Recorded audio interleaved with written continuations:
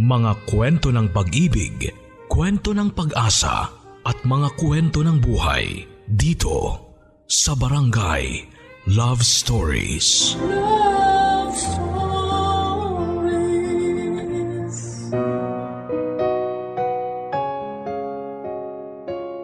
Mahirap baguhin ang kinasanayan, pero mas mahirap ang tumandang walang pinagkatandaan.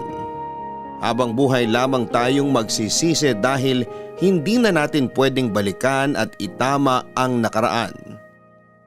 Ikaw, kabarangay, meron ka bang pinagsisihan sa buhay?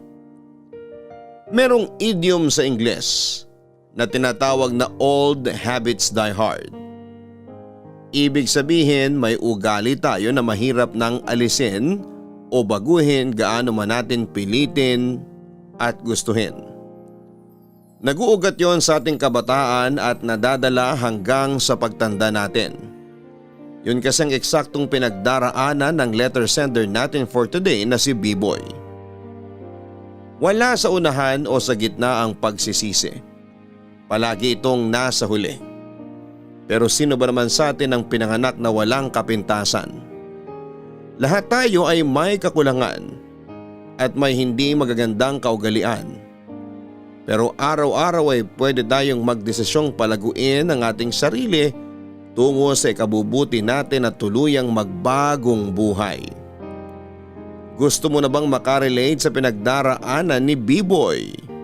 Alamin natin yan sa mga kwento ng pag-ibig, buhay at pag-asa sa nangungunang Barangay Love Stories. Dear Papa Dudut, ano nga ba ang kwalifikasyon para masabing ang isang lalaki ay mama's boy? Yung masyado mapagmahal sa kanyang ina? Yung masunurin kay mommy?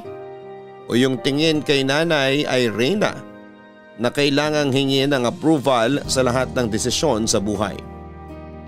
Parang queen mother ika nga, laging nagtatago sa saya ni inay. Natanong ko po kasi dahil malaki ang kaugnayan ng mama ko sa kwentong nais kong ibahagi sa programa ninyo.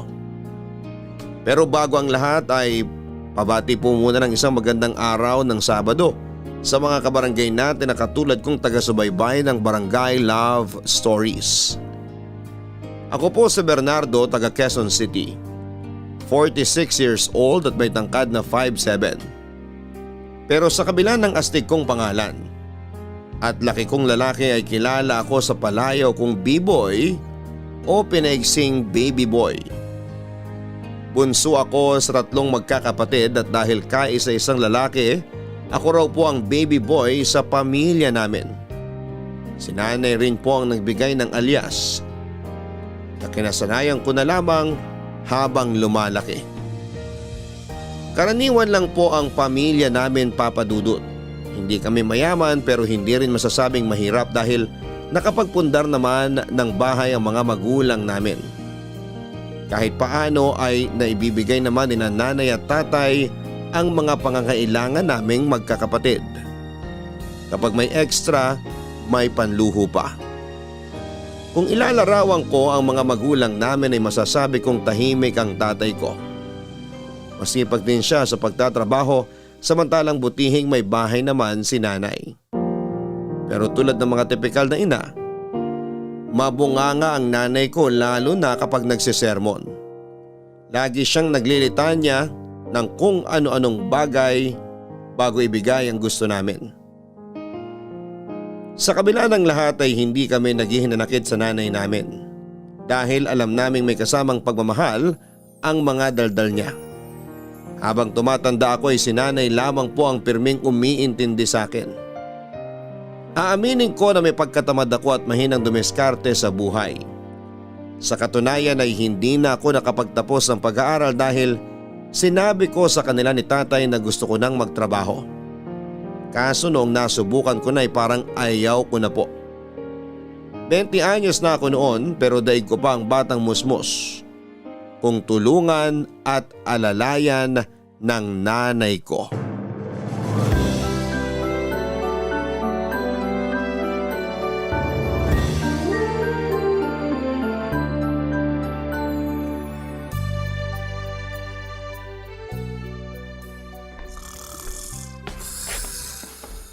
Anak ng tinapa, Biboy!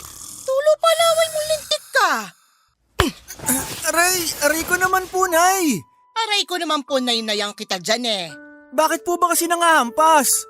Kita niyong natutulog pa yung tao eh. Yun ang dahilan ko ba't kita hinampas. May kwarto ka naman, ba't siya ka natutulog? Dito na po ako inabot ng antok eh. At bakit? Teka, ang baho mo! Amoy alak ka pang mukong ka! Oh, Nay! Nay, wag po! Makawag po, kala mo naman inaano kita? Masakit kasi kayo manghampas. Kulang pa ka yan? Sandali, may pasok ka ngayon sa trabaho, di ba? Opo. Eh ano pa ginagawa mo ritong ugok ka? Tingnan mo yung oras, late ka na. Baka mapagalitan ka na naman ng bisor mo doon. Di ba nung nakaraan kwento mo, sang katutak na sermon inabot mo kasi late ka? Tinatamad po kasi akong pumasok ngayon, Nay. Aray ko! Sige, ano, isa pa? Isa pang batok? Masakit na po, tama na. Pambihira naman oh. May hangover na nga yung tao tapos binabatukan niyo pa ako. Babatukan talaga kita dahil dyan sa katwiran mong bulok. Tama ba yung narinig ko? Tinatamad kang pumasok sa trabaho bago ka pa lang doon? Wala ka pang isang buwan doon, Nak! Bakit tinatamad ka na? Paulit-ulit na lang kasi yung ginagawa namin. Nagsasawa na ako. Tsaka hindi ako gusto nung ilang katrabaho ko doon. Nayayabangan daw sila sa akin wala nga akong ginagawa. Pero may pagkamayabang ka naman talaga, anak. Nay naman napaka-supportive niyo talaga kahit kailan. Ay nako, totoo naman kasi Pero bakit ka ba kasi ganyan? Anong bakit ako ganito? Naluto na ba ng alak yung utak mo? Tinatanong kita kung bakit ganyan ugali mo, B-boy. Bakit imbis na maging masipag ka sa pagpasok mo sa trabaho, napakakupad mo? Ano na lang mangyayari sa'yo kinatagalan kung hindi mo babaguhin yung katamaran mo? Hindi ko alam, Nay. Tsaka matagal pa naman yun.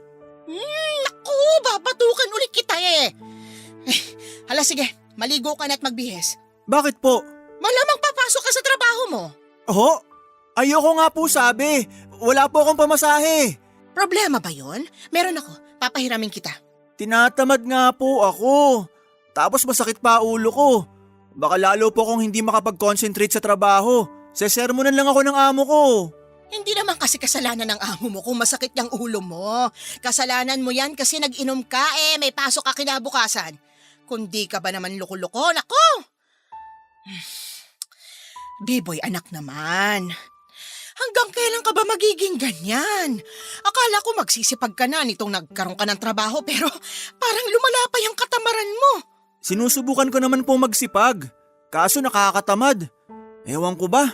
Nakakapagod din kasi yung trabaho ko dun. Dami-daming customer na maaarte. Kung umasta, akala mo, binili na nila yung pagkatao mo. Kundi lang bawal makipag-away sa mga reklamador na customer, baka… Aray ko! Nay naman! Nakakarami na kayo Kung hindi batok, hampas naman. Tama na po! Naku, B-boy, kanino ka ba nagmana? Hindi naman batugan tatay nyo. Mas lalong hindi ako tamad, nak. Kaya laking pagtataka ko, ba't ka ganyan Naririnig mo bang mga sinasabi mo? Yung mga reklamo mo sa buhay? Kasi kung oo, sana kilabutan ka. Sana maiisip mo na merong iba dyan, sobra-sobra yung pagpapasalamat na meron silang trabaho. Tapos, ikaw na meron nga. Walang iba kundi umangal. Hindi niyo po naiintindihan kasi wala kayo sa posisyon ko. Ay, anong hindi ko naiintindihan? Hoy, papunta ka pa lang, pabalik na ako. Alam ko na yung mga hirap na sinasabi mo kasi napagdaanan ko na yan. Kumpara sa hirap mo, wala pa yan sa kalingkingan ko noong araw. Saka, kalalaki mong tao. Ako tong babae sa ating dalawa pero bakit parang mas matapang pa yata ako kaysa sa'yo? Bakit mas malakas pa loob ko kaysa sa'yo, ha? Ay, sandali. Saan ka pupunta? Kinakausap pa kita. Sabi niyo maligo na ako at magbihis. Eto na nga po, gagawin ko na. Kesa naman pumirmi ako rito sa bahay tapos maghapon niyo lang akong sesermonan. Mas gugustuhin ko na lang pumasok sa trabaho kahit nakakatamad. Kahit kailan talaga napakasutil mo talagang bata ka. Hindi na po ako bata. 20 years old na po ako. Oo, pero para ka pa rin isip bata. Hala, sige. Bilisan mo na maligo para mawala na yung amats mo. Kayo ba, Nay, naligo na? Ha? Hindi pa. Bakit? Maligo na rin kayo pagkatapos ko. Baka sakaling mabawasan yung panenermon nyo. Kakarindin na kasi. Buwisit ka talaga.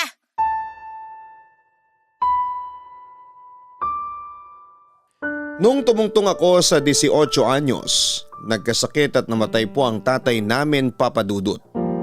Tapos nagtayo ng sari-sari store si nanay na unti-unti niyang pinalago. Yun po ang bumuhay sa amin sa paglipas ng ilang taon.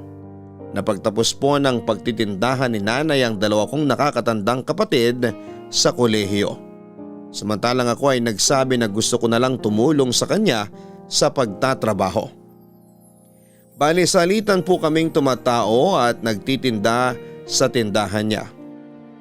Bago ako nagpaalam na gusto kong magtrabaho sa labas. Wala namang kaso yon sa nanay ko dahil gusto rin niya akong matutong tumayo sa sarili kong mga paa. Kaya lang ay hindi naman niya sinabi na nakakatamad pala kapag namasukan ka na sa labas at meron ka ng ibang amo. Kumbagay hindi ko na namalayang nagagawa yung mga bagay na ginagawa ko noong nagbabantay pa ako sa tindahan ni nanay. Bukod doon ay naliliitan po ako sa sweldo ko kahit na wala pa naman akong pamilya ng mga panahon na yon. Nag-aabot ako kay nanay pero pagkalipas ng ilang araw ay magrereklamo na ako sa kanya. Nawala na akong pera. Yun po ang pangunahing dahilan kaya hindi ako nakakapasok sa trabaho. Wala kasi akong pamasahe o pambili ng pagkain kaya binibigyan na lamang ako ni nanay ng pang-budget ko. Hindi na po ako nahihiya. Tinatanggap ko na kahit may kasamang sermon. Papa Dudut, meron po akong girlfriend, si Levi, na mas matanda sa akin ng 3 taon. Sa kanya ko rin po nasasabi ang mga hinaing ko sa buhay at sa trabaho kapag sawa na si nanay sa paulit-ulit kong reklamo.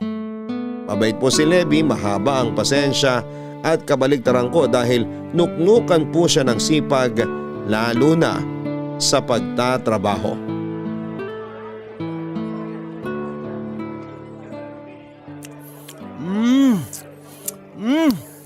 Sarap talaga nitong pepperoni pizza. Parang kaya kong ubusin tong sang buo. Uy, magdahan-dahan ka naman, D-boy. Nguyain mo rin yung kinakain mo, mamaya mabulunan ka. Hindi ko kasi mapigilan. Alam mo namang paborito ko tong pizza, Bibi. Buti na lang dito tayo nag-date. Ay, may magagawa ba ako? Ako na walang hilig sa pizza pero akong kailangang magbayad sa mga kinain mo. Parang unfair naman yata. Sorry na. Wala kasi akong trabaho ngayon. Kaya wala rin akong perang pang-date. Ayaw mo naman dun sa bahay na lang. Libre na soft drink sa tinapay galing sa tindahan ni nanay. Ay nako. Teka, ano ulit yung sinabi mo? Wala kang trabaho? Tumpak! Ba't parang masaya ka pa? Oo, kasi nakakatamad na dun sa huli kong pinasukan. Tapos lagi pa akong pinag-iinitan ng bisor ko kasi late raw ako pumapasok at kukupad-kupad daw ako sa trabaho. Ibig sabihin tinanggal ka nila? Hindi. Binigyan pa lang ako ng written memo pero ako na yung kusang umalis. Ano ka mo? Kakahiya naman sa kanila eh. Pengi pa ako isang pirasong pizza. Ay, teka. Bakit di ka kumakain? Ayaw mo ba nitong pizza? Sinabi ko namang hindi ako kumakain yan, di ba? Sige, bahala ka. Ubusin ko na to lahat ha. Gutom kasi talaga ako. Tapos tagal-tagal na simula nung huling beses akong nakakain ito. Grabe. Ibang klase ka rin ano? Sa itsura mo parang hindi ka nag-aalala na nawalan ka ng trabaho. Mukha ka pang masaya. Masaya naman talaga ako kasi ayoko nang pumasok sa trabahong yun. Nakakapagod, nakakatamad. Doon na lang ako kay nanay. Tutulong na lang ako sa tindahan niya. Talaga lang ha? Parang nasabi sa akin ng nanay mo na hindi ka rin naman niya maaasahang tumulong sa tindahan niyo. Tanghali ka na raw nagigising tapos kukupad-kupad ka pa. Doon pa lang daw sa pagbubuhat ng mga case ng soft drinks kinakatamaran mo na. Grabe naman si nanay. Kung makapagsalita siya parang hindi niya ako anak.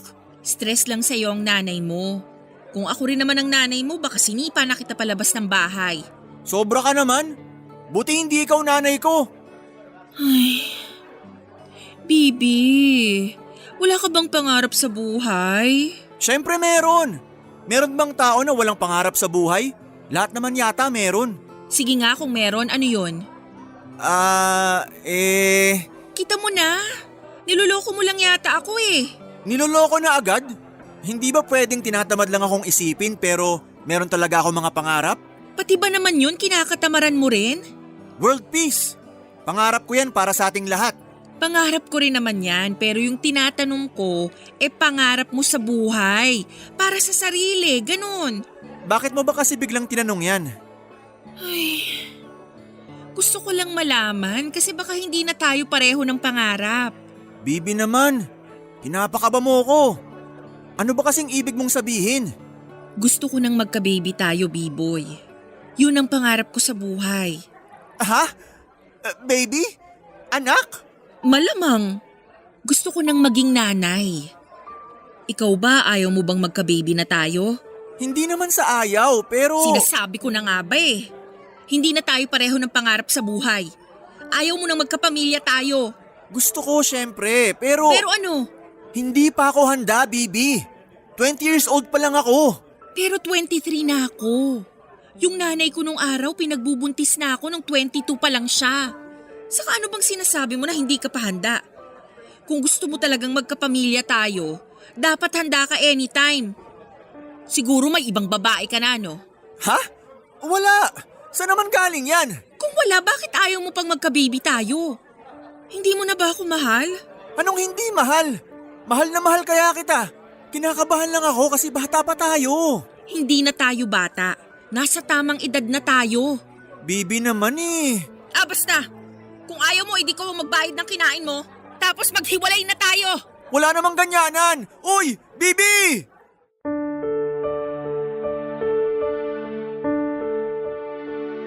Freelance graphic artist po ang girlfriend kong si Leby Papadudut. Nagkakilala kami sa isang bar sa may Examiner Street sa Quezon City. Nung minsan akong sumama sa gimmick ng tropa ko. Hindi ko makakalimutan yung buwan noon kasi malamig at papalapit na ang Pasko. Buwan ng Disyembre po yun at kasama ni Leby ang kaibigan niyang babae habang umiinom sa parehong bar na kinakaroonan namin. Tapos nakisali kami sa table nila. Simula noon ay lagi na po namin silang kasama ng best friend niya sa mga gala namin, Papadudut. Natatandaan ko na isang beses ay nagplano kaming tumambay sa bahay ng kababata ko na nasa Antipolo. Siyempre kasama po si Leby at ang kaibigan niya. Tapos ay doon na po kami nag-kiss at naging mag-on. Basta bigla na lang nangyari yon. Kahit ako ay hindi ko kayang ipaliwanag. Simula noon ay hindi na kami mapaghiwalay ni Leby Papadudut. Mahal na mahal ko po siya hanggang umabot sa punto na pinupuslit ko na siya sa bahay namin at nagkukulong kami sa kwarto. Tapos umuwi lang siya bago magising ang nanay ko. Pero syempre nahuli kami ni nanay kaya sangkatutak na sermon ang natanggap namin sa kanya. Hindi naman po siya tutol sa relasyon namin pero sana raw nagsabi kami ng maayos para hindi na namin kailangang pumuslit. Daig pa raw kasi namin ang mga kawatan. Simula noon ay naging legal na po kami sa bahay. Sa pinto na dumadaan si Leby at hindi na sa bintana kaya naman lalo akong naging masaya, Papadudut. Papadudut, pinagbigyan ko po si Leby sa desisyon niyang mag-baby na kami kahit na ayaw ko pa sana. Mahal ko naman po ang girlfriend ko pero nagpapakatotoo lamang po ako noong sabihin kong hindi pa ako handang magkaanak. Siguro ay natakot lamang ako na iwanan niya kaya binuntis ko na po siya, Papadudut. Masaya naman ako at excited noong nag-positive ang pregnancy test ni Leby dahil sa wakas ay magiging tatay na ako. Natuwa naman po si nanay nang sabihin namin sa kanya na magiging lola na siya. Kaya lang ay aminado ako na hindi madali at naging masela ng unang 3 buwan ng pagbubuntis ni Leby dahil hindi makapit ang baby sa tiyan niya. Panay kami noon pa doktor at malaki din ang nagastos namin sa pagpapacheck up. Pero kinatagalan. Naging okay naman ang lahat. Kaso may mga gabi na nagsisisi po ako na sinusunod ko ang gusto ni Leby na mag-baby na kami, Papadudut. Nakakapagod po pala yung responsibilidad kahit na hindi pa naman lumalabas yung magiging anak namin. Nandyan yung kailangan kong alagaan ng 24 oras si Levy kasi baka may mangyaring masama sa kanya at sa baby namin. Tapos challenging din yung mga unusual cravings niya na kung saan saang lupalop ko pa ng barangay namin hinanap. Kaso yung pinakamalala niyang gustong kainin ay yung lupa sa paso ng kapitbahay namin, laundry detergent, butil ng bigas at kape. Siyempre na-stress lamang akong pigilan at libangin siya para makalimutan niya ang mga yon. Natapos din naman po ang paghihirap ko nang ipinanganak na ni Levy ang baby girl namin na pinangalanan naming Mutya. Kaso ilang buwan matapos manganak ni Levy ay doon pa lamang magsisimula ang kalbaryo ko at sunod-sunod na pagsubok sa aming relasyon.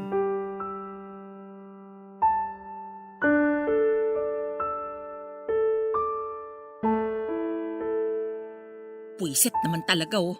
Ako tong kakasisaryan lang, ako pa tong kailangan magwalis ng bahay. Naturingang may kasama ka nga pero ang tamad naman. Puwisit talaga. Ay, kung labag sa loob mong magwalis, di wag kang magwalis. Wow ha? Kung hindi ako magwawalis, sino magwawalis? Sige nga. Ako! Iwanan mo dyan, wawalisin ko yan. Dami mo pang satsat, ingay-ingay. Ah, ganun ha? Aray! Libby, ano ba? Bakit mo kayo hinampas ng walis? Nak naman ang teteng oh! Hilig mo kasi mag-joke pero hindi naman nakakatawa. Nakakainis lang. Parang daig mo pa yung bulag. Kasi hindi mo naman nakikita yung mga kalat sa sahig nyo. Dinadaan-daanan mo nga lang tapos sasabihin mong wawalisin mo? Parang ilang pirasong kalat lang sa sahig nagkakaganyan ka na? Sa akin mo na naman yata binubunton init ng ulo mo eh. Ano bang problema mo ha? Ha! Ibang klase ka? Nakuha mo pa talagang magtanong ng ganyan? Pagod na ako, B-boy. Kanina pa ako nag-aalaga sa baby natin. Imbis na tutulog na sana kasi puyat ako sa trabaho ko. Pero hindi ko magawa kasi wala naman akong maaasahang tulong sa'yo. Anong walang maaasahang tulong? Ako na nag-aalaga sa anak natin nung nagkatrabaho ka. Ngayon na nga lang ako nakapagpahinga, sinisita mo pa ako. Parang hindi ka naman yata patas. Lugi ako. Ulitin mo nga yung sinabi mo. Ano pa yung hindi patas? Lugi ka pa sa lagay na yan? Aba, nakakalimutan mo na ba na ako ang nagpapasok ng pera para may pangkain tayo at panggatas ng baby natin, B-boy? Tapos sasabihan mo pa akong hindi patas? O sige, ikaw, sabihin mo dali anong ginagawa mo? Wala kang ang pambili ng diaper ng baby natin. Ako lahat. Lintik ka? Ako lahat ng sumasagot sa mga gastusin natin at ibang pangangailangan. Tapos ikaw pa malulugi? Kapal din ang apog mo. Oh, ba't bigla ka namang nanunumbat dyan? Paano hindi ako manunumbat? Kung makapagsalita ka parang hindi mo nakikita hirap ko. Puro na lang yung pagod mong mahalaga sa'yo. Kung tutuusin, ako yung mas maraming ginagawa kaysa sa'yo. Nagpapahinga lang ako at nanonood ng TV bago ka dumating at manermon, Libby. Hindi mo naman sinabi na malaki na palang kasalanan yung pagpapahinga ko.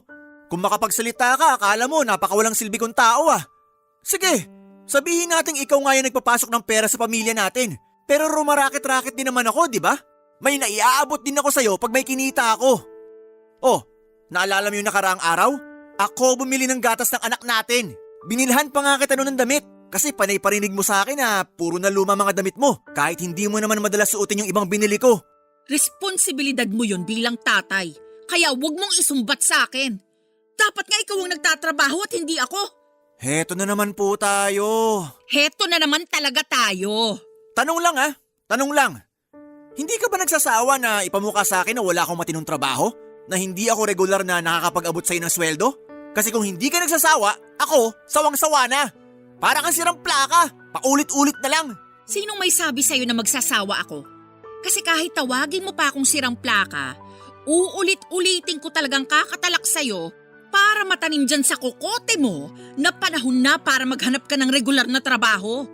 Hindi yung kontento ka na lang ng pa-extra-extra mo. Wala kang ang benefits dyan. Paano pag may nangyaring masama sa'yo? Di dagdag gastos ko pa at sakit sa ulo. Pasensya ka na kung hindi ako kasing talino mo. Pasensya ka na kung wala akong natutulong sa'yo. Hoy!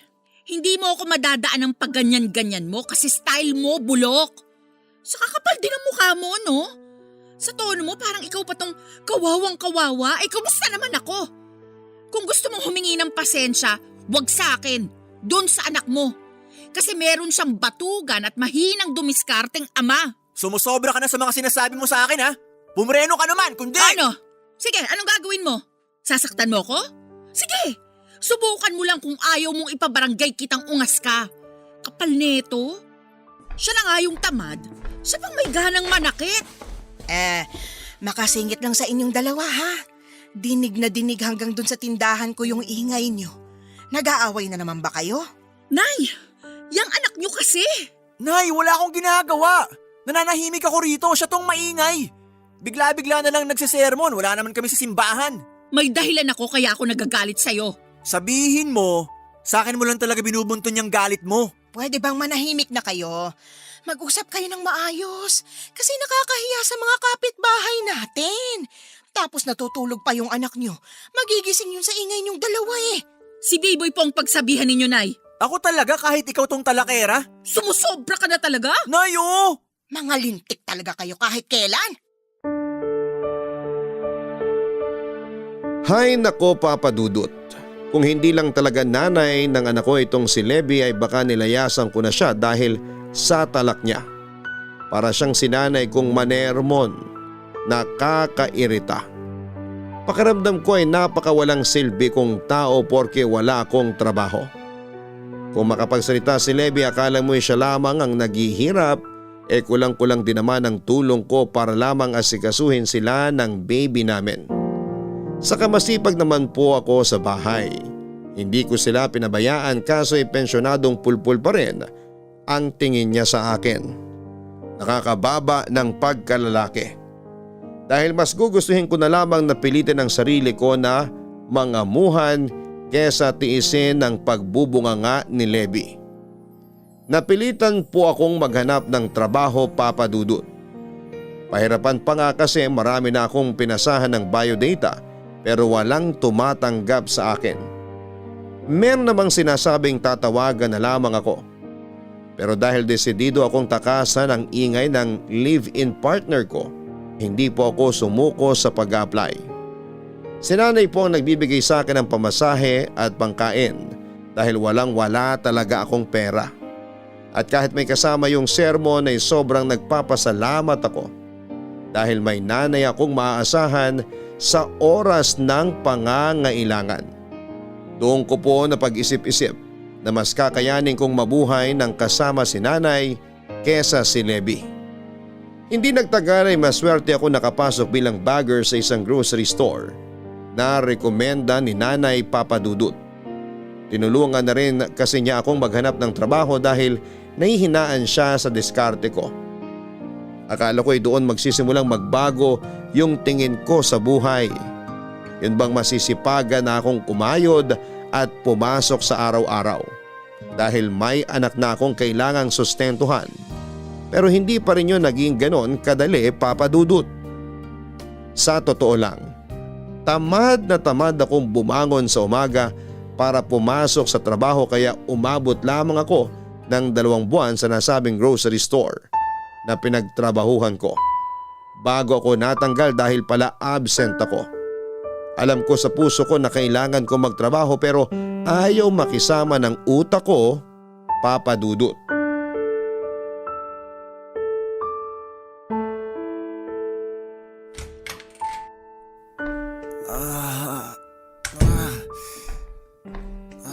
Aba, tirik na tirik yung araw sa labas pero natutulog pa rin ang mahal na hari.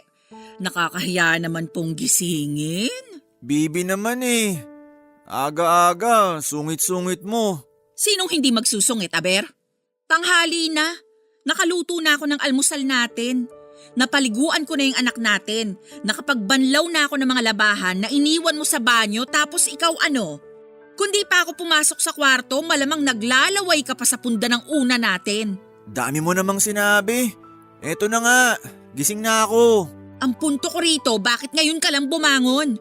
Anong oras na, Biboy? Daig mo pa ang senyorito umasta. Masakit ulo ko eh. Ayun, natulog na lang ulit ako. Kala ko kasi mawawala pag tinulog ko. Kaso parang lalo pa yatang sumakit. Nung nakaraan, inireklamo mo na yung sakit ng ulo mo, di ba? Tapos ngayon masakit uli. Baka naman gawa-gawa mo lang yan para hindi ka gumising ng maaga. Para ka naman baliw, Libby. Hindi ko gagawin yun, no? Hindi ako mag-iimbento para lang makatakas sa mga gawain ko rito sa bahay. Hindi raw. Eh di ba ganyan-ganyan yung mga excuses mo sa trabaho mo noon pag tinatamad kang pumasok? Kunwari masakit ang ulo, nag-LBM, masakit ngipin. Kulang na lang sabihin mo naghihingalo ka eh. Bakit kaya imbis na sermonan mo ko, kuha mo na lang ako ng gamot? Ayos ka rin ah. Ginawa mo pa akong yaya mo?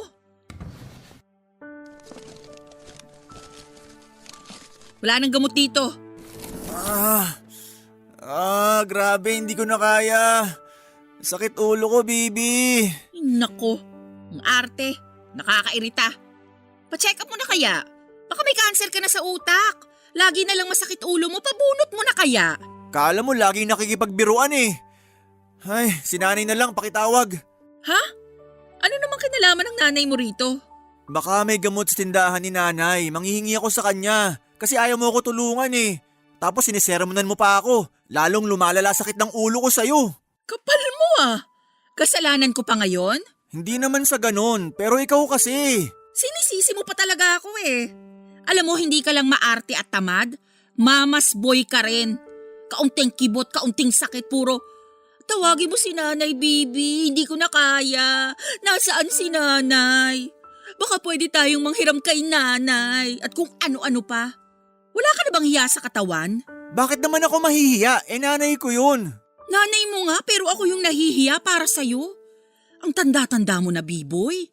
Pinaalala ko lang sa'yo ha. Hindi ka na musmus na bata para laging intindihin ng nanay mo. May sarili ka na ngang anak eh. Tapos kumakaasta ka? Daig mo pa ang baby natin sa pagiging isip bata? Nasasabi mo lang yan kasi wala kang nanay na katulad ng nanay ko.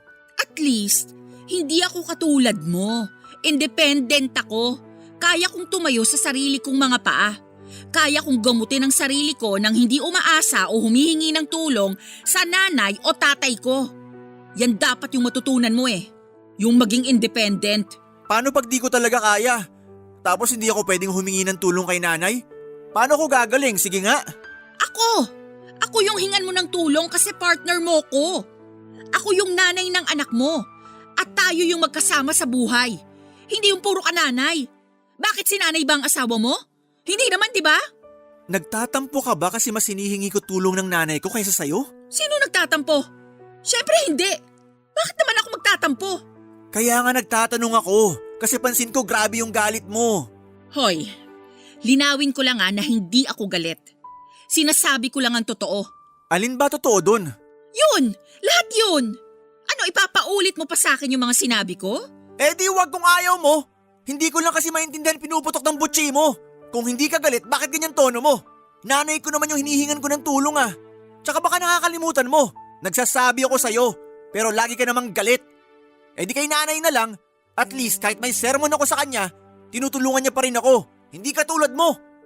Partner daw. Nanay daw ng anak ko. Sinasabi na nga ba, mamas boy ka. Ganyan yung ugali nung tao na ayaw na sinisita yung kamalian nila. Sobrang defensive masyado. Hindi ako defensive. Nagsasabi lang ako ng totoo.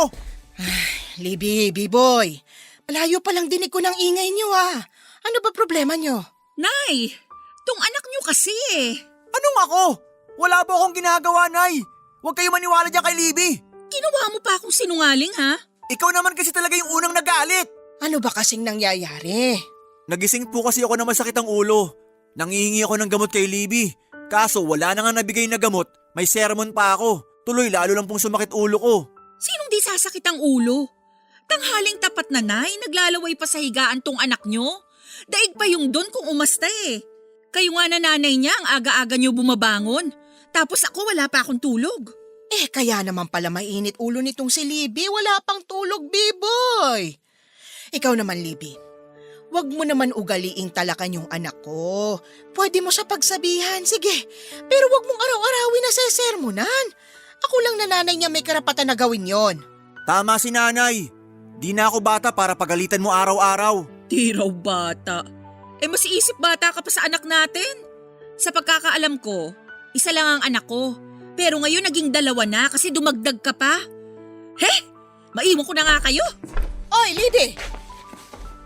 Saan pupunta yung babaeng yun? Diyan lang yun malamang. Kasi ikaw, kasalanan mo rin. Oh, bakit naman po napunta sa akin ang sisi? Batugang ka kasi. Makupad. Wala kang mararating sa buhay pag ganyan ka. Masakit nga ulo ko, Nay.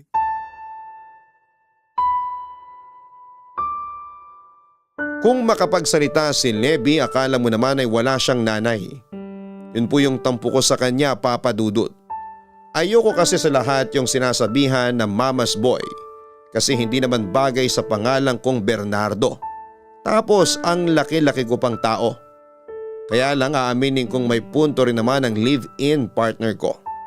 Dala na siguro ng pagiging bunso ng pamilya at spoiled ni nanay simula pagkabata. Inaasa ko na po sa kanya ang lahat. Ultimo, kaliit-liitang desisyon ko sa buhay at kahit na noong meron na akong anak. Pero nang kapwa mahimasmasa na kami ni Leby, ay nag-usap din po kami ng maayos, Papa Dudut. Yun bang walang sigawan at walang nagagalit. Doon na nga po inamin sa akin ng live-in partner ko na nakakaramdam siya ng insecurity kay nanay dahil sa pagiging palaas ako rito. Na tipong dapat sa aming 2 na lamang ay nilalapit ko pa kay nanay. Hindi ko mapigilang mahiya sa sarili ko kasi tama naman siya na Mama's boy ako.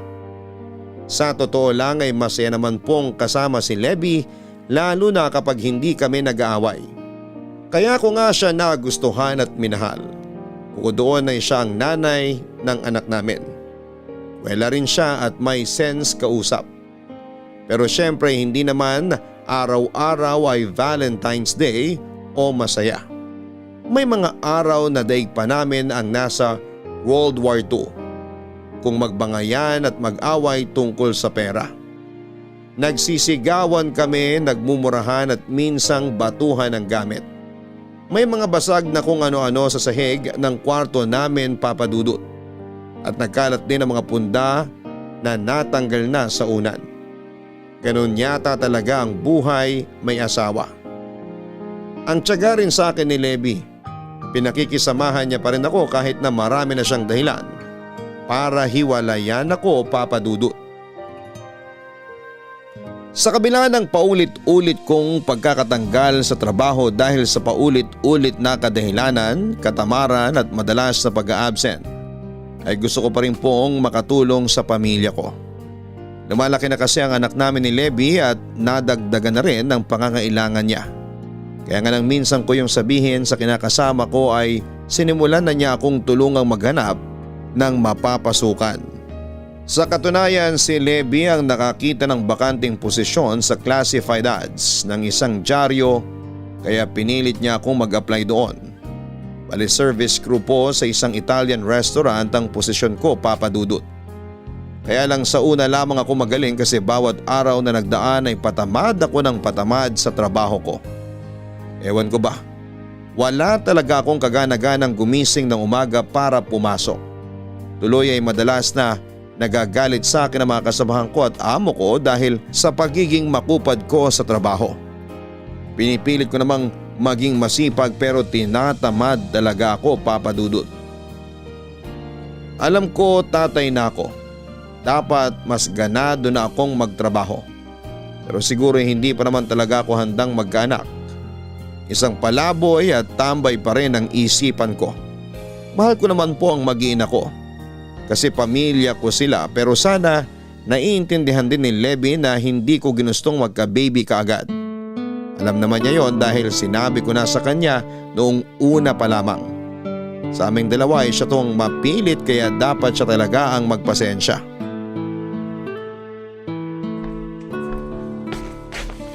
Biboy anak, kumusta na apo ko? Nasa kwarto po. Himbing nga ng tulog eh. Ako po nagpadede sa kanya. Naks naman, ganyan nga.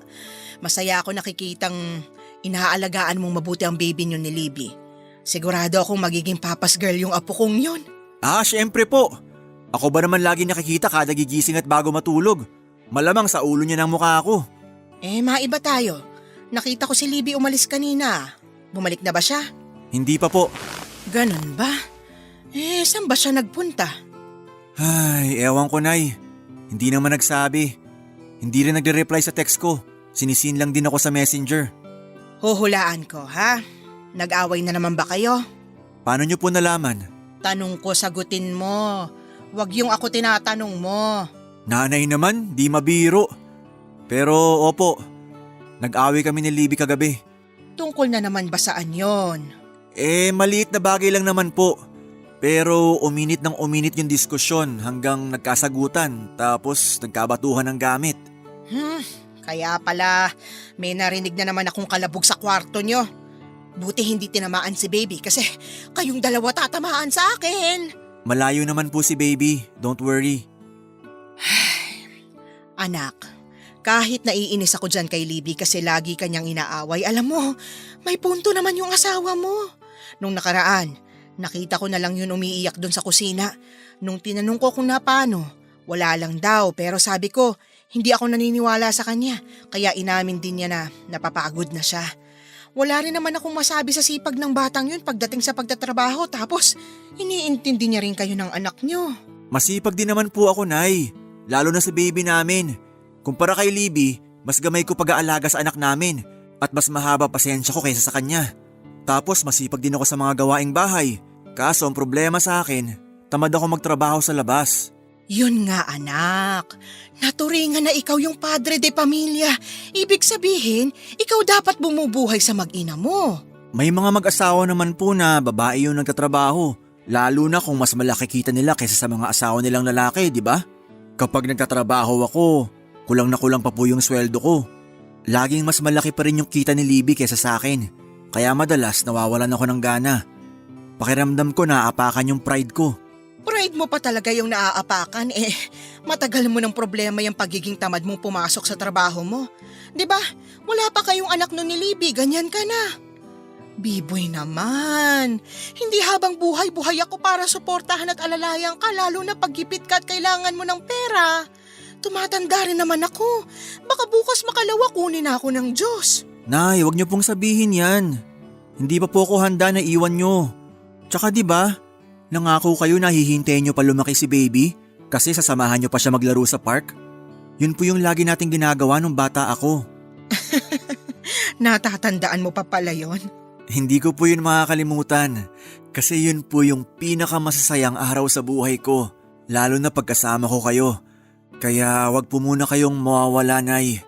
Mahihirapan po ako. Kailangan ko pa po kayo. Hindi ko naman hawak ang buhay ko. Tanging Panginoon lang yung makakapagsabi kung hanggang kailan ako mananatili sa mundong ito. Kaya nga sa abot ng makakaya ko, gusto ko maiwan ko kayong nasa mabuting estado ng mga kapatid mo. Ayos na yung dalawa mong ate. Ikaw na lang talagang problema ko. Nanay naman eh. Hindi ka na ba talaga magbabago, anak? Hindi ka pwedeng tumanda ng paurong-oy. Sinusubukan ko naman po pero hindi naman ganun kadali lahat. Baka naman panahon na para dagdagan mo yung effort mo. Doblehin mo yung sikap mo para mas umasenso ka sa buhay. Huwag kang makontento na ganito lang ginagawa mo. Magkaroon ka ng pangarap. Kahit para na lang sa anak mo kung wala kang pangarap sa sarili mo. Sa ganung paraan, gaganahan ka. Mas magkakaroon ka ng inspirasyon na magsika para matupad anumang pangarap na yun. Sana nga po, Nay, mangyari na yun. Sana gumising na lang ako isang umaga tapos ibang tao na ako. Yung hindi na ako si Biboy tatamad-tamad. Ay, aray ko! Nay! Bakit niyo po ako binatukan? Akala mo ba kasi ganun kadali lahat? Ano ulit yun? Gigising ka na lang isang umaga tapos masipag ka na? Hindi ka natatamad-tamad? Ay, hoy Biboy, walang ganon.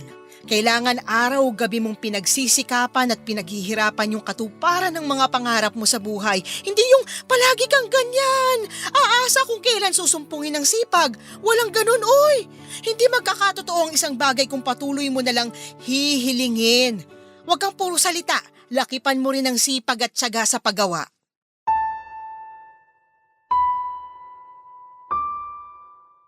Naiintindihan ko naman po si nanay at nagpapasalamat ako kasi nandyan siya para magpayo at magsabi sa akin ng mga dapat kong gawin. Kahit na matanda na ako ay gusto ko pa rin na nasa tabi ko si nanay para mas gumaan ang pagdadala ko sa buhay. Yun po ang dahilan kaya hindi kami bumubukod ni Levi. Baka mas masiraan ako ng ulo pag siya lamang ang kasama ko sa iisang bubong. Tapos magbubungangaan pa kami pag nag-aaway. Siguro mas gugustuhin ko na lamang maglayas at matulog sa kalye kesa talakan niya ng talakan. Sa kabilang banda ay kumpiyansa naman ako na kung sakaling mawalan ako ng hanap buhay ay nandyan naman si Levi para saluhin ako at ang pangangailangan namin, Papa Dudut. Malakas kasi ang kitaan sa pagiging freelancer niya kesa sa sinasahod ko sa mga pinapasukan ko. Nang mapansin niya na wala akong patutunguhan dahil sa katamaran kong pumasok, nagkasundo kami na siya na lamang ang magtatrabaho at ako ang tatao sa bahay at mag-aalaga sa anak namin. Proud naman akong sabihin na mahusay ako pagdating sa bagay na yon, Papa Dudut. Masipag ako sa bahay, kabaligtaran ni Levi na may pagkatamad. Malimit nga siyang nasisita ni nanay kasi parang hindi raw siya babae. Siyempre ako yung laging pinupuri ni nanay at kulang na lamang ay sabitan niya ako ng medalyang ginto dahil sa kasipagan ko. Sa katunayan ay tumagal na lamang po ng 5 taon ang setup namin yon ni Levi. Hanggang sa muli na naman siyang mag-alboroto na parang bulkan. Bibi, tingnan mo, may bagong flavor ng pizza yung paborito nating kainan.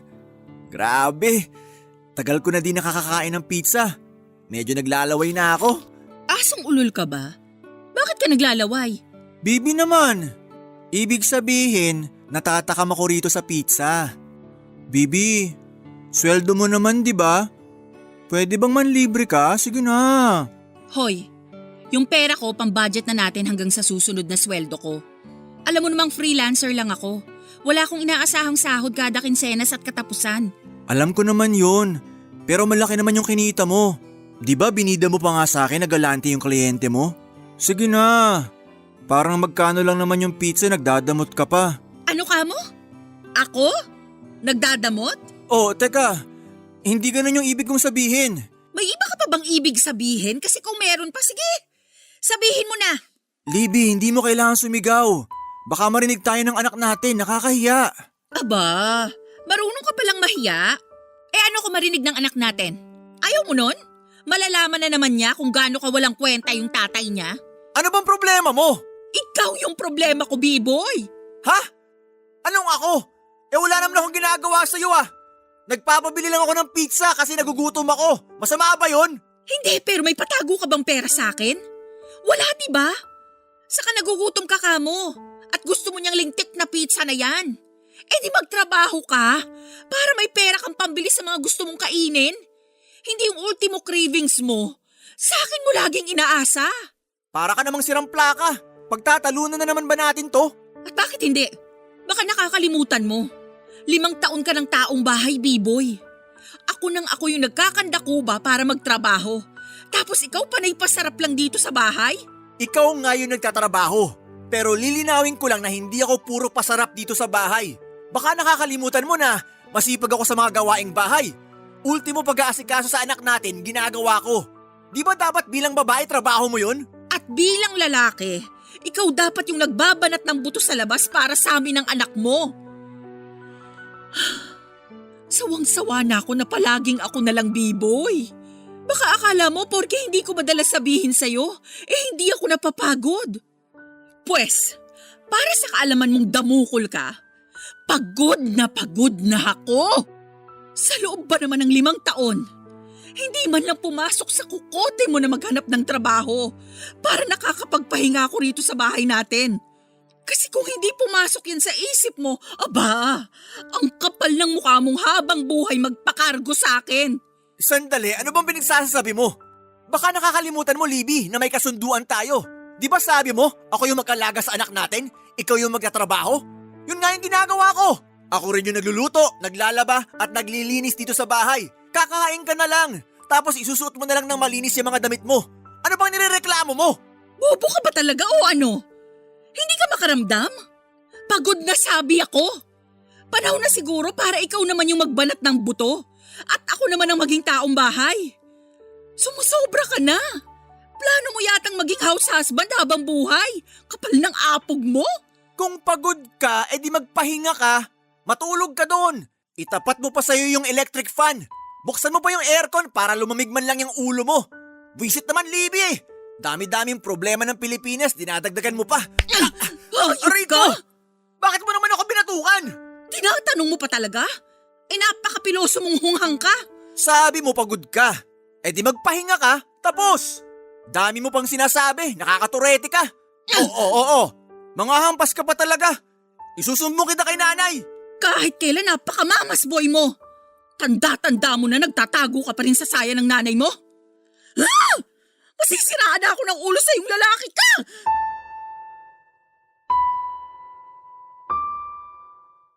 Napilitan na naman po akong maghanap ng trabaho kahit na parang hindi na po ako sanay makipag-usap sa ibang tao, Papa Dudut. Ikaw ba naman natenga at naging house husband, bigla kong nakalimutang mga muhan. Kaya nga asar na asar ako kay Lebby kasi akala ko ay panghabang buhay na akong taong bahay.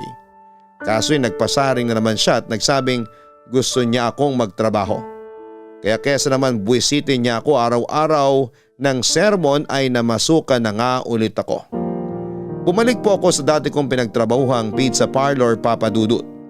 At nakipag-usap sa kaibigan kong may-ari noon na bigyan ako ng second chance. Mabuti na lamang dahil pumayag siya kaya nagsikap po ako na magkaroon ng magandang impression sa kaibigan kong yon para hindi na niya ako tanggalin. Simula nang magkatrabaho ako ay kumalma na parang maamong tupa si Lebby. At para bang mapupunit ang mukha niya sa lapad ng kanyang ngiti sa tuwing nag-aabot ako ng sweldo sa kanya. Masaya naman ako kasi nakakadagdag pogi points pag nakakapag-provide ako para sa pamilya ko. At mas lalo ako naging inspired sa trabaho nang makilala ko si Sheila. Naging magkaibigan kami at di kalaunan ay naging close kami, Papa Dudut. Kaso natukso ako at nagkasala kay Lebby nang magustuhan ko ang dapat sanang katrabaho ko lamang, Papa Dudut.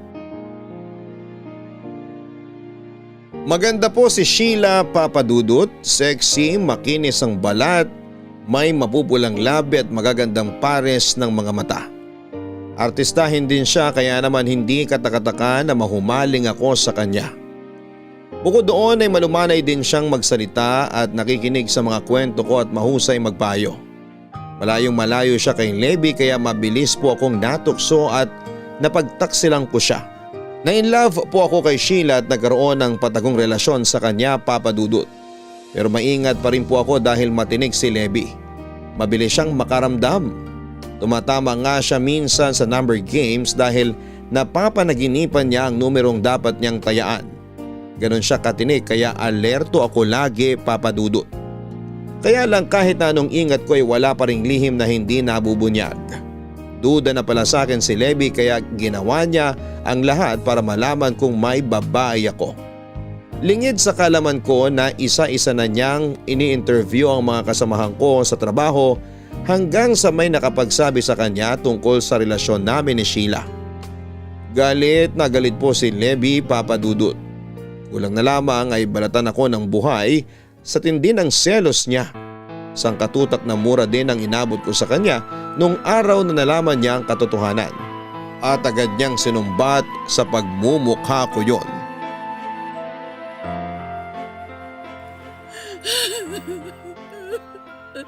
Ang kapal ng mukha mo, palamunin ka! Ingat ka sa pagsasalita mo, Libby. Baka nakakalimutan mo, may trabaho na ako. Hindi mo na ako palamunin. Ah, ganon?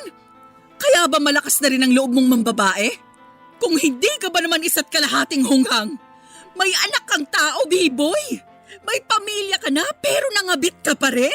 Mahal ko si Sheila, Libby. Paano na lang kami ng anak mo? Paano na lang ako? Sige nga! Hindi ko alam, siguro maghiwalay na lang tayo kasi ayaw na rin kitang makasama. Kapal ng mukha mo! Sumusobra ka na ha? Kanina ka pa nananakit. Tingnan mo, may bukol na ako sa sapatos sa binato mo. Kulang pa nga yan dahil dapat sa'yo pinapadugo yung mukha. Pero makapal na yan. Kaya mahirap nang gawin yon. Yan! Yan yung dahilan kaya hindi na kita gusto makasama hanggang pagtandaan natin. Masyado kang mapanakit at masakit magsalita. Akala mo ba hindi ako nasasaktan sa mga insulto mo? Durog na durog pagkalalaki ko sa'yo, alam mo ba yon? Totoo naman lahat yung mga sinabi ko sa'yo. Kaya bakit ka nasasaktan? Saka yun lang bang dahilan mo? Kaya ka ng babae? Ang sabihin mo, makati ka lang. Taksil. Walang isang salita kaya nagawa mo yung bagay na yan. Ipagpapalit mo kami ng anak mo sa babae ngayon palang dumating sa buhay mo? Iiwan mo kami para sumama sa kanya ngayon mo palang naman siya nakilala? Bakit? Dahil ba mas magaling siya sa kama kaysa sa akin? Pwede ba huwag kang bastos dyan? Ikaw yung bastos sa ating dalawa. Eh di ako na. Total, lagi namang ako yung may kasalanan. Sinong gusto mong sisihin ko? Yung nanay mo? Yung kapitbahay natin? Ikaw naman talaga yung may kasalanan sa atin. May kasalanan ka rin kaya huwag ka magmalinis. Kung ano man yung kasalanan na yon, sigurado naman akong mas malaki pa rin yung sayo. Baka nakakalimutan mo kung sino sa atin yung nagtiyaga at nagpakahirap magtrabaho nung mga panahon na tamad kang gampanan ng pagiging padre di pamilya mo, B-boy. Ako lang naman, di ba? Yan bang Sheila mo? Kayang gawin yung ginawa ko noon? Hindi, pero hindi naman siya katulad mo na nananakit at nangiinsulto sa akin. Oo, ikaw nga yung nandyan. Pero siya na yung mahal ko ngayon, Libby. Kaya tanggapin mo na lang. Total, hindi pa naman tayo kasal. Pwede ba tayo maghiwalay? Napakasama mong tao! Paano mo nasasabi yung bagay na yan ng diretso? Nang hindi kumukurap ang mata? Hindi ka man lang ba kinikilabutan? Hindi! Mas kikilabutan ako pag ikaw pa rin kasama ko, kahit si Sheila na yung mahal ko. Napakawalang iya mo, B-boy! Hindi ko akalain na magagawa mo to sa akin. Hindi ko akalain na pagmumukhain mo akong pangit at kaawa-awa. Ako yung nagtiis at nagtiyaga sa'yo. Pero ako ba pala tong iiwan at ipagpapalit mo? Nasaan ang konsensya mong baliw ka? Pwede ba huwag ka nga magdrama dyan? Bakit hindi mo na lang tanggapin na dito na tayo natatapos? Tapos mag-move on na lang tayo. Ganun lang yung kadali. Dami-dami mo namang sinasabi. Huwag ka mag-alala. Susuportahan ko pa rin naman anak natin. Hindi ko siya pababayaan. Magiging tatay pa rin ako sa kanya. Pero hanggang doon na lang yun. Hindi kailangan ng anak ko ng tatay na katulad mo, B-boy. Kung gusto mong sumama sa Sheila na yon, pues, hindi mo na kami makikita ng anak mo. Hindi naman pwede yung ganon. Ako pa rin ang tatay ng bata. Huwag mo naman ipagkait sa akin yung anak natin, Libby. Sa lagay, ikaw lang ang may karapatang mag-demand? Kung sinabi mo yung gusto mong mangyari, sinasabi ko rin yung gusto kong mangyari. Alam mo namang napalapit na ako sa bata. Mas close pa nga kami kaysa sa inyo, di ba? Hindi ko kaya na mapalayo sa anak natin. Sana naisip mo yan bago ka ng babae. Hindi mo kayang mapalayo sa anak natin? Pero kaya mong sirain ang pamilya natin? Ayos ka rin ano? Nasaan bang utak mo? Nasa talampakan?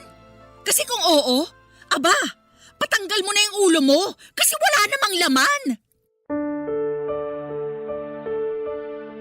Yun na yata ang pinakamatindi naming pag-aaway ni Lebby, Papa Dudut.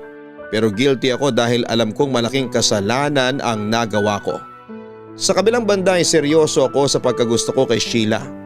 Ayoko na kay Lebby, si Sheila na ang mahal ko. Kaya lang ay muli akong sinampal ng katotohanan matapos makarating sa kalaman ng nanay ko ang isyu namin ng kinakasama ko.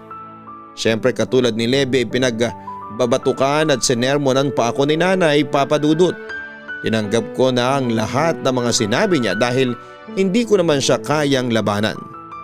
Akala ko'y tapos na ang pagwawala ni nanay pero nagkamali ako. Tinakot ni Lebby ang nanay ko na ilalayo sa amin ang anak ko kung hindi ko raw hihiwalayan si Sheila, Papa Dudut. Ayaw ni nanay mangyari yon dahil mahal na mahal niya ang kanyang apo. Kaya naman bigla-bigla siyang nag-decide na ipakasal kami ni Lebby. Ayoko pero mabilis niyang naayos ang lahat ng mga dokumentong kailangan. At dahil hindi ko siya kayang suwayin, kaya sinunod ko na lamang siya. Kahit labag yon sa kalooban ko. Ikinasal po ako kay Lebby nang hindi ko gusto. Katulad nung binuntis ko siya nang hindi pa ako handa. Pakiramdam ko ay pinagtutulungan nila ako nila nanay kaya naman nagalit ako sa kanila.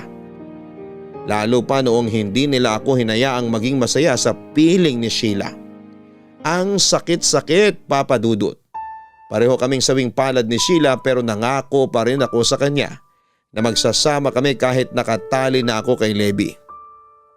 Dahil siya ang mahal ko at siya ang gusto kong makasama hanggang sa pagtanda namin. Biboy, anak, hindi nyo na ba talaga maaayos ni Libby yung pagsasama nyo? Nay, kahit ilang beses niyo akong tanungin tungkol sa bagay na yan, hindi na po yung paulit-ulit kong isasagot. Pero bakit naman ganun? Sigurado ka na ba talaga na hindi mo na mahal ang asawa mo? Kasal kayo at may anak kayo. Kasal lang ako sa kanya sa papel, pero hindi ko na siya mahal, Nay. Tsaka kayo lang naman po yung may gusto magpakasal kami, kahit na ayaw ko. Ilalayo ni Libby yung apo ko. Gusto mo bang mawalay sa'yo yung anak mo? Ayoko, pero hindi na nga po ako masaya kasama si Libby. Di niyo na ba ako mahal? Mahal kita at ayaw kitang mapasama. Gusto ko lang magkaroon ka ng buo at maayos na pamilya bago ko mawala sa mundong to. At yun sa katauhan ni Libby at ng anak niyo. Pero si Sheila po yung mahal ko, Nay. Mahirap po bang intindihin yun? Oo, kasi nito mo lang naman nakilala yung Sheila na yon pero handa ka ng talikuran at iwanan yung pamilya mo. Nag-iisip ka ba talaga, B-boy? Nag-iisip ako, Nay. Kaya nga natauhan ako na kay Sheila ako mas magiging masaya. Pero hindi na yun mangyayari dahil sa ginawa nyo. Alam nyo, kasalanan nyo talaga kung bakit miserable ako ngayon at hanggang sa pagtanda ko. Ano ka mo? Kasalanan ko pa ngayon? Kundi ka ba naman tinamaan ng lintik na bata ka? Totoo naman po sinasabi ko. Imbis na yung kaligayahan ko bilang anak nyo yung isipin nyo, yung kagustuhan nyo magkaroon ako ng buong pamilya yung inalala nyo. Kahit na alam nyong hindi na kami magiging okay ni Libby. Ano bang pinakain sa'yo ng babaeng yun para mas piliin mo siya kaysa sa pamilya mo? Wala naman, pero mas masaya po ako kay Sheila, Nay. Sa una lang yung saya na sinasabi mo pero hindi rin yan magtatagal. Sino kayo para masabi yung hinaharap? Manghuhula ba kayo? Nakikita nyo ba yung future? Hindi naman, di ba? Lahat ng bagay na nagsisimula sa masama, hindi nagtatagal, B-boy, tandaan mo yan. Balang araw, maiintindihan mo rin na nililigtas lang kita sa balik karma sa'yo ng kapalaran kaya sana maiisip mo yung bagay na yun. Hindi po ako naniniwala sa sinasabi nyo. Kasi para sa akin, mas hindi ako magiging masaya pag nakisama pa ako kay Libby.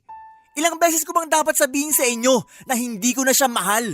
Oo, minahal ko siya noon. Pero iba na po ngayon.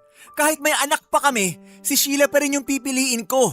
Kahit nakasal kami ni Libby, hindi ko na siya magagawang mahalin. Kasi si Sheila na ang laman ng puso ko. Hindi pagmamahal ang tawag dyan, B-boy. Kung hindi, edi ano? Sige na, sabihin nyo. Total, alam nyo naman ang lahat, di ba? Nakikita nyo nga yung hinaharap eh. Alam nyo agad na maghihiwalay kami ni Sheila kahit na hindi pa naman kami nagsasama. Kasi kasalanan nyo. Kayo yung dahilan, kaya hindi na ako magiging masaya. Kapal ng mukha mong sisihin ako, B-boy.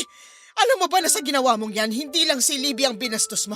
Pati ako na nanay mo, hindi mo na rin nirespeto. Nasaan yung kahihiyan mo? Pinangangalandakan mo sa amin na mas mahal mo yung kabit mo kaysa sa mag-ina mo. Tama ba yon?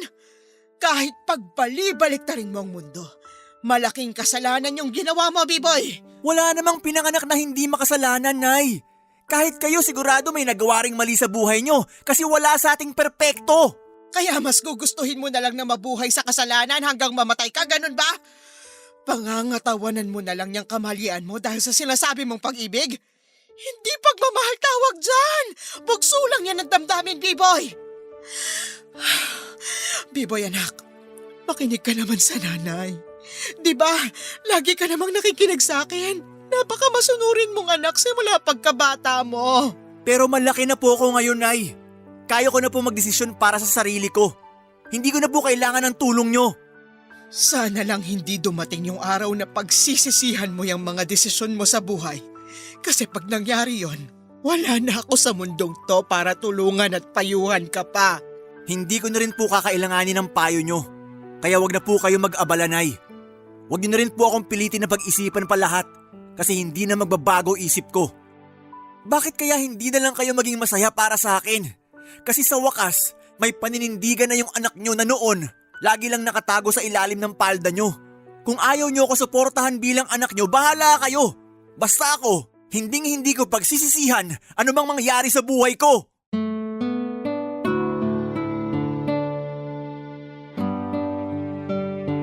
Buo po ang desisyon ko ng mga panahon na yon na makipaghiwalay kay Leby para makisama kay Sheila. Hindi ko na kasi kayang sikmurain na kasama pa siya sa iisang bubong kahit sa batas ng tao at sa mata ng Diyos ay asawa ko siya.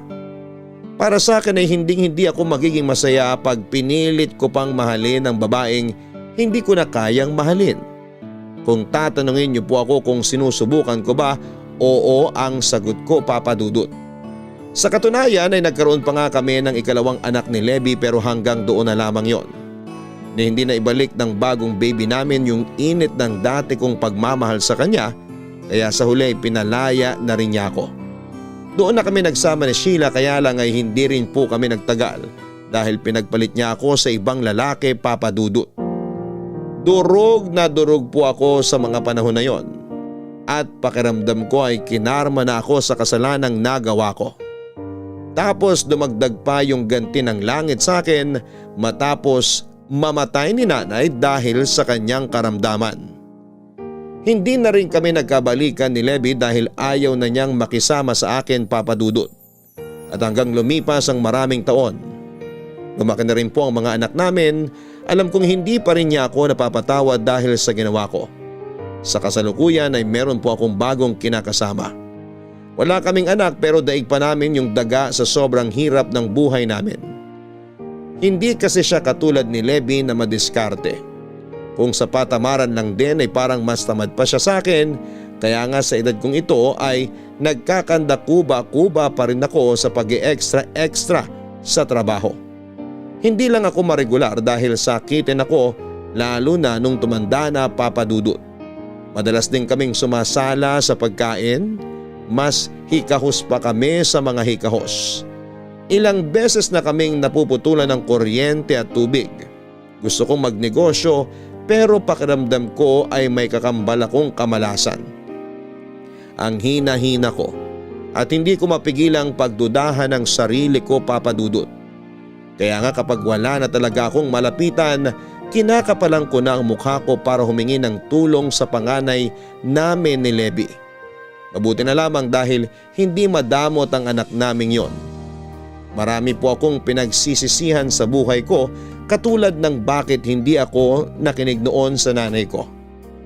Ngayong wala na siya para magpayo sa akin kaya pakiramdam ko ay hindi ko na alam ang gagawin ko. Sana po ay mapayuhan ako ng mga kabarangay natin, Papa Dudut. Maraming salamat po sakaling mapili po ninyo ang sulat ko and God bless po sa Barangay Love Stories at sana ay marami pa kayong ma-inspire na mga kabarangay natin. Ang inyong forever kapuso at kabarangay, B-Boy. Kung may kakayahan lang tayong bumalik sa nakaraan upang baguhin ang ating kapalaran, sana'y hindi na tayo nagsisi sa dulo. Pero imposibleng mangyari yon, kaya nga dapat na pinag-iisipan natin ang gusto ang mga desisyon natin sa buhay. Huwag tayong magpadalos-dalos at huwag nating pairalin ang ating emosyon. Sa ganung paraan ay hindi sana tayo magiging miserable. Mga kabarangay, makinig tayo sa mga matatanda kapag nagpapayo sila. Hindi dahil palagi silang tama kundi dahil mas marami na silang nagawang kamalian sa buhay nila. Kaya alam na nila kung paano ito maiiwasan ng iba. Kaya sana ay mapayuhan natin si B-Boy. Naniniwala naman ako na deserve nating maging masaya sa buhay na ito. Lalo na pag husto nating pinagsisisihan ang mga kasalanang nagawa natin. Oo, hindi na natin maibabalik ang lumipas. Pero pwede pa rin nating piliing itama ang kasalukuyan at hinaharap. Hanggang sa muli mga kapuso, ako po si Papa Dudut. Sa mga kwento ng pag-ibig, buhay at pag-asa sa Barangay Love Stories number 1. Sabay-sabay nating pakinggan ang iyong kwento ng pag-ibig, buhay at pag-asa. Ipadala lang sa barangaylovestories@yahoo.com. Nagustuhan ng iyong napakinggan? Ituloy yan via live stream sa www.gmanetwork.com/radio.